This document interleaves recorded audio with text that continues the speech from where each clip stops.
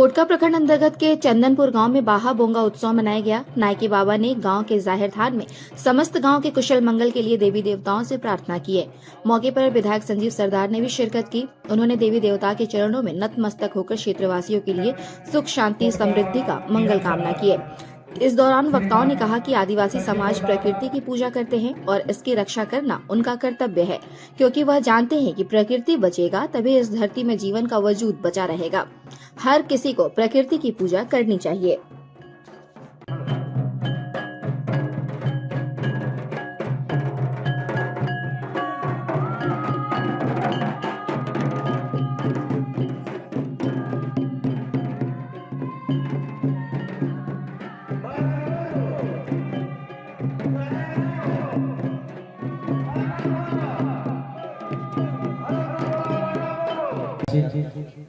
আর এইটাই যে বহুত বহুত ধন্যবাদ এই গ্রামের এই গ্রামবাসীকে যে আমাদের আদিকালে এই গুরু বঙ্গা তার সাথে সাথে যে আমাদের এই জল জঙ্গল জমিন যে আমরা এই প্রাকৃতিকের যে পূজা যে বাঁচাই করি আমাদের এইখানটা রাখিছে আর তার জন্যই আমরা আজ এখানে উপস্থিত আর পড়তেছি।